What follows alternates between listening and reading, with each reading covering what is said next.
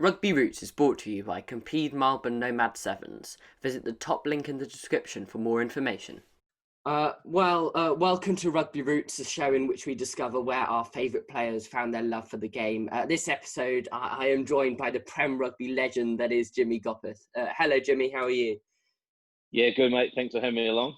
No problem. Well, I think we should jump right into things. There's a lot to go through, and it's a massive career that you've got here. First of all, I just want you to talk me through your first taste in rugby and where it all started for you. So back in New Zealand, obviously rugby's mad. From day one, I think I started playing rugby when I was around about 3, maybe. But I would have had a rugby ball in my hands before I could even walk. So the love of the game was always there. My dad he played, he coached. So all my mates played. So growing up through school, always played rugby with my mates. Lunchtime, playtime, any time of break in school, everyone's out playing rugby. So the love of the game was, I suppose, ingrained in me from day one. Where did it go on from there? Where did you start kind of playing more serious rugby? When did your competitive nature kind of take off? Yeah, so obviously through primary school, my best mates were always a year older than me, so they all went to high school, and I still had one more year of primary school. But I managed to wrangle myself into playing for the high school team when I was still at primary school. So I was always so competitive. And then when I went to New Plymouth Boys High School in Taranaki, New Zealand, they were very big rugby school. And I suppose around age maybe 14, 15 is when I really decided, look, I want to try and pursue this as best I can. And then obviously making the first 15 when I was quite young, 15, 16, had 3 good years in there, and then played obviously secondary schools and played for my local region, or county as you call it in the UK. And then things just blossomed from there. So I sort of got the taste of it, around 15, 16. You kind of mentioned it there, but it all seemed to go quite quickly for you. At the age of 22, you'd signed for a Super 12 team, and now that is quite rare for a player as young as you. What was going through your head at that time when you were picked up by the Hurricanes? Yeah, it all started just my last year of high school. So when I was around 18, my local team, which is in the NPC Taranaki, they were trying to sign me. There was a big debate. They wanted to sign me in my last year of school and play senior rugby. But there was a talk about I'm too young, because then I was around 17, 18. Everyone was saying, nah, he's too young. He can't be playing against the likes of Jonah Lomu, etc. when he's 17 years old. So there was this big debate. So that sort of fell through, and then Wellington, they offered to pick me up straight out of school, going down to the academy. And I thought back then it was a big decision. That was the decision that could make or break my career. Start my career. And I thought, Wellington, who's in Wellington that I can learn off? And for my position, David Holwell was down there playing, Ricky Flutie was down there, and then Christian Cullen was there, Tana Umanga was there, Jonah Lomu was there, Rodney Surialo, Jerry Collins, etc., etc., etc.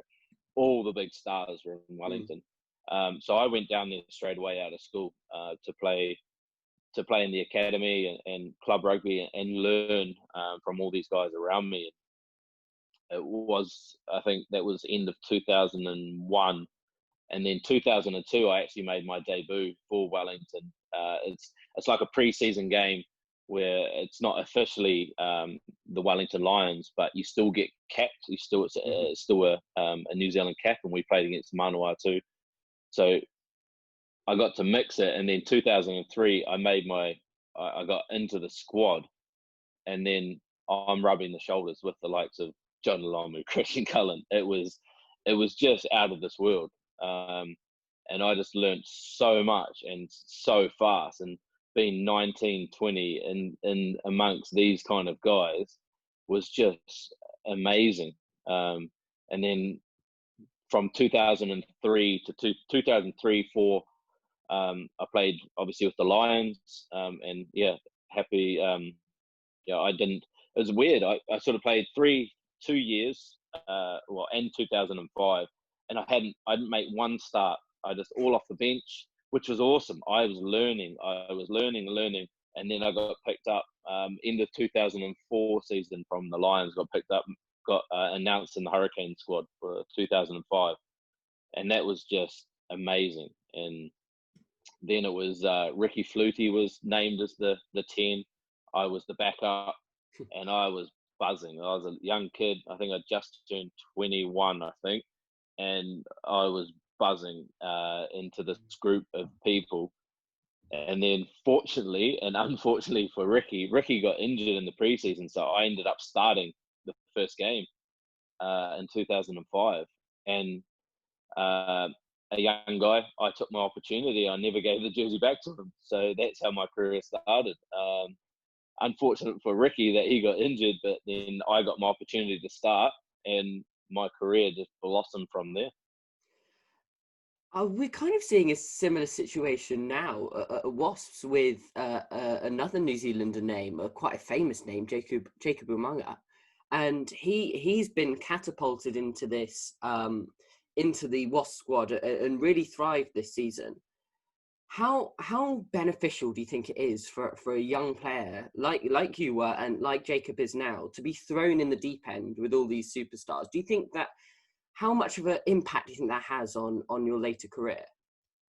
Oh, huge, huge. You see, Jacob would be the same as me. You're a young guy coming in. You're full of energy. You've got no fear, so to speak. You want to go out and play, and then you've got all the old guys around that you learn from. It's massive. It's been massive for my career.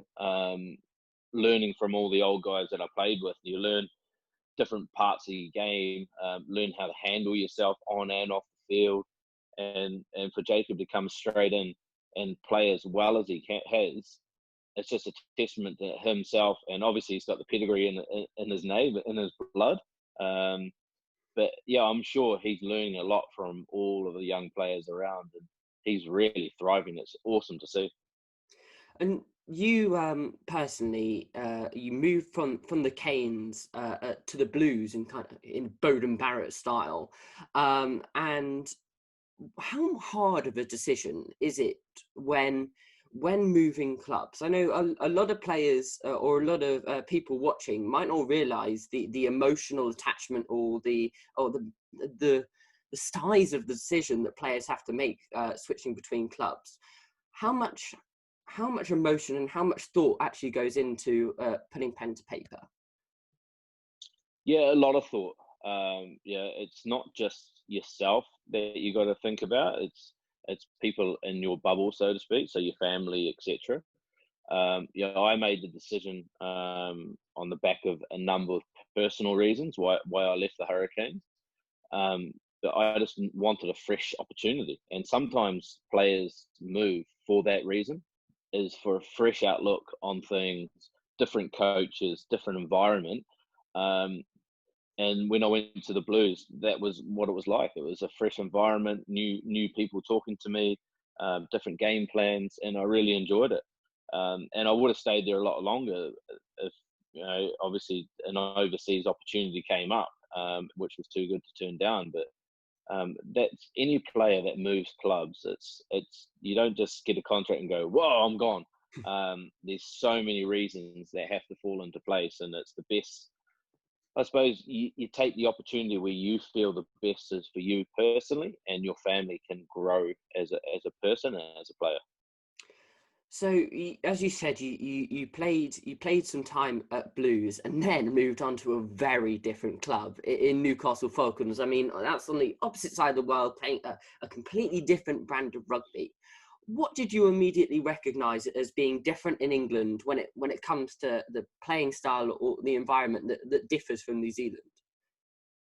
Yeah, so back in was it 2009, June 2000, well, July 2009, I arrived in Newcastle, and yeah, I was just blown away by the people from the start. Fell in love with the place.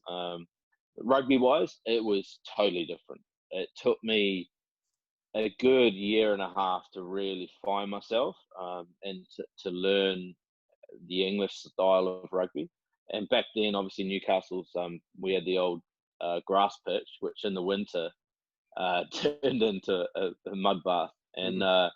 it was. I found the rugby a lot slower than the Super Rugby, and it was very very defence orientated, which it took me a lot to adjust to, because obviously Super Rugby you just play. It doesn't matter if you're inside the 22 or whatever, you just play.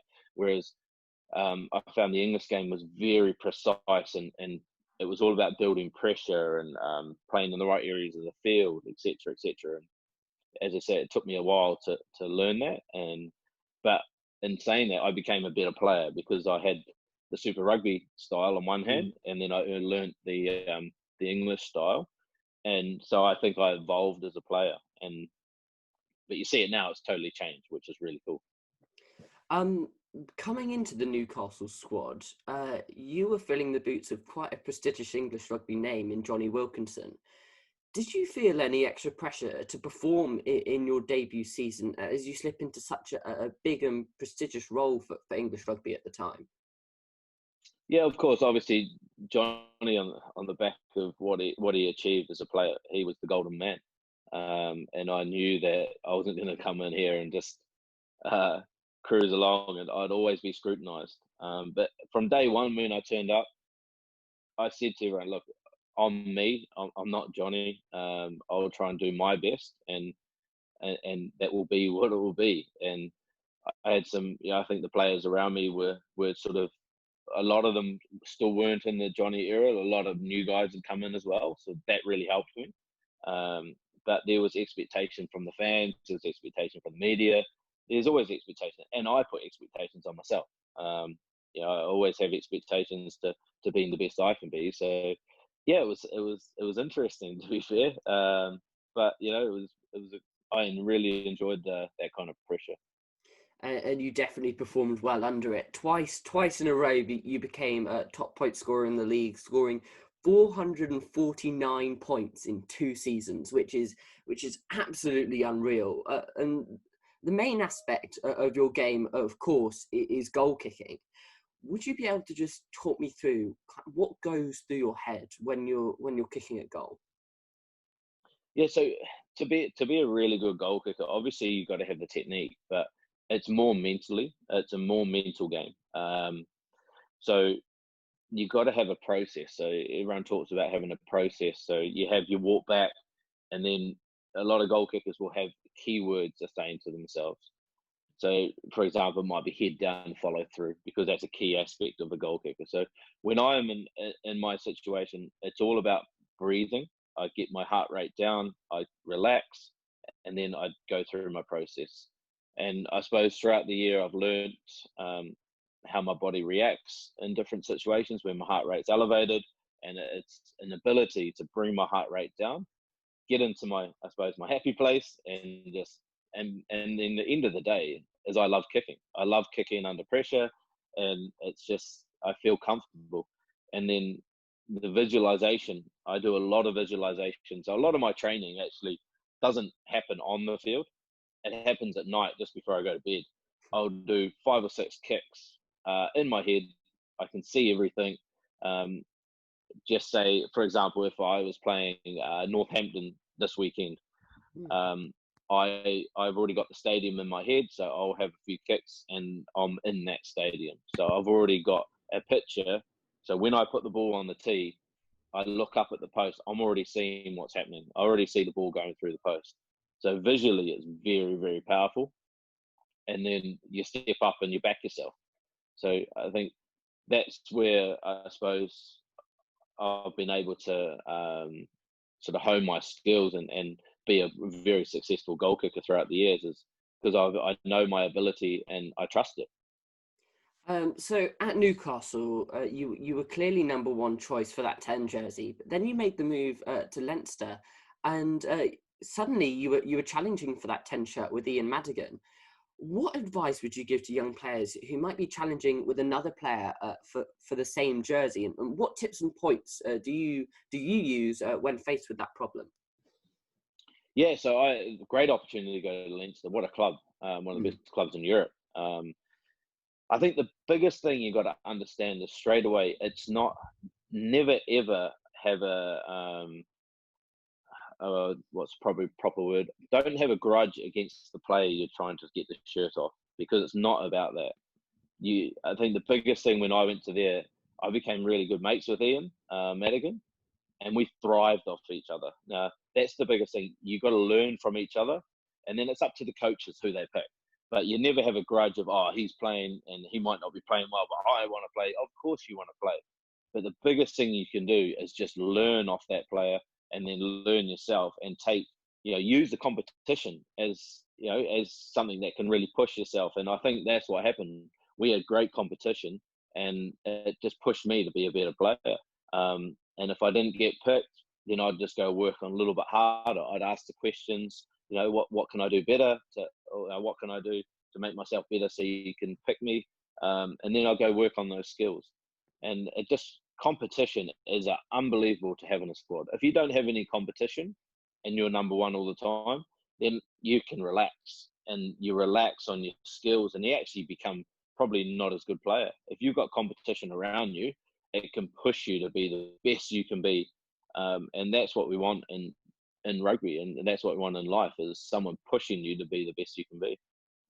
Then a move came to Wasps in 2015, and during the 2016-17 season, you won an accolade of awards, including 3 Player of the Year awards. You were named Aviva Premiership Player of the Year, RPA Players Player of the Year, and Wasps Player of the Year. You also won the Gilbert Gold Boot for your 292 points scored during the same season. 102 points. That was 102 points more than the next highest point scorer. You were miles ahead from everyone else, along with being named in the Aviva Premiership Dream Team and winning the Citizen Try of the Season award for your try against Northampton in round 4. Whilst at 33 years of age, you became the oldest try scorer in a Premiership final. This personally couldn't have been a better season. But as a team, you lost the title in an amazing game at Twickenham versus Chiefs. This must have been a roller coaster of a season, reaching ultimate highs personally, but arguably finishing on an ultimate low in coming just short as a team. How would you suggest young rugby players deal with those lows and indeed the highs, which come to every player in every season? Yeah, well, obviously that season was unbelievable in many ways, and yes, it's very humbling, and I was very proud of all those achievements you just named there. But they just came on the back of great team performances, and we had a really good team that year, and we really gelled together, and it made everyone's job so much easier, and everyone thrived in those positions. Obviously, I got moved to inside centre for the first time for a while, and it allowed me to express myself a little bit more. And I suppose that's why I got a few tries that year. That's probably why I got a few more points. But it was amazing season, and to come so close. We were a few seconds out from winning that final at Twickenham, and to not sort of get it over the final hurdle of, we finished top in the league, we won our semi, you go on, and to lose a final in extra time, it was devastating. But in the same respect, yes, it hurts, and it hurts for a little while, but when everything calms down, you look back on the season and you realise how well you've done, because the Premiership is so hard. It is so hard. It's a war of attrition, and we as a team, yes, there's things in that final that we could have done better to make sure we, to have a better outcome. But it wasn't our day, and sometimes things happen like that. And we talked about it as a group, because it's really important to talk about that when things don't go well, and we use that as firepower to become better as a player and better as a team. And I think that's probably the best thing when you find yourself in adversity, or things don't go your way as a player. You got to look at it and debrief it and think, okay, how could have I done that better? And then take the positives out of it and then move forward. There's no point looking back and, if it was say I was in a game and I missed a kick and we lost. Yes, that's going to hurt, but there's no point me sitting there for the rest of the season. Oh, if I done that. You can't have if onlys, or I should have done this, I should have done that, because life's not like that. So you think about it, and if you learn from it, then you become a better player and a better person. Over the past few seasons, you've had a bit of trouble with injury, and as you entered your mid-30s, the word retirement must have started creeping into conversations. Nevertheless, you came back stronger than ever, and you've just extended your contract with Wasps.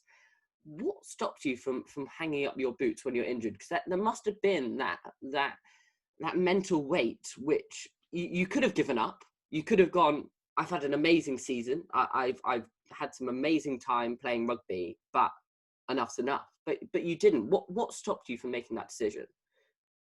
Yeah, so obviously when I done my ACL, that was my first ever big injury in my career.